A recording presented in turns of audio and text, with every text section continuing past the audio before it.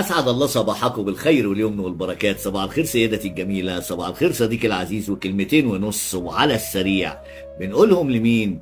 بنقولهم للراعي الرسمي للحفلة عبدة الشيطان اللي هتيجي تتعمل تحت سفح الأهرامات الجيزة. طب انتوا يعني ممكن تكونوا ما بتقروش؟ لا. ممكن تكونوا واخدين فلوس عشان تجيبوا الناس دي عندنا في مصر هنا؟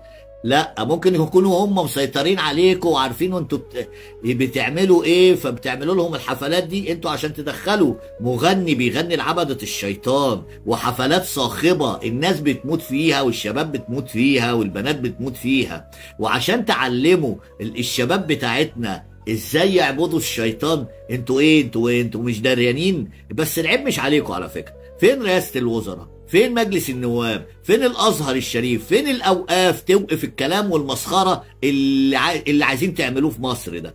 مصر الارض اللي خاطبت رب العالمين، تجيبوا لها عبدة الشيطان لحد هنا؟ ما كفايه النت واللي بيحصل على النت واللي بنشوفه على النت. هو انتوا ايه؟ انا عايز افهم، هو انتوا يا منهم يا هم منكم كده على طول؟ اصل ملهاش حل تالت لما تجيبهم انت هنا. مش قصة فلوس، لا، يا انت منهم يا هم منك. خد بالك من الكلام. احنا بنقول لكل الناس خدوا بالكم ان حفلات دي المفروض ما تتعملش في مصر.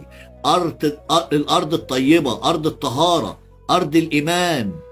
انما هنقول لمين؟ عايزين كمان يعملوها تحت سفح الهرم عشان يقولوا لنا بس ده السر عندكم، دي بتاعتنا. عبدة الشيطان بقى والماسون والماسونية العالمية والقصة دي، لا احنا قدهم بعون الله، ومش هيجوا يعملوا حفلات عندنا في القاهرة ولا في مصر هنا. عبدة الشيطان ما يخشوش مصر. ما كفاية النت واللي بيحصل على النت واللي بيجيبوه لنا على النت.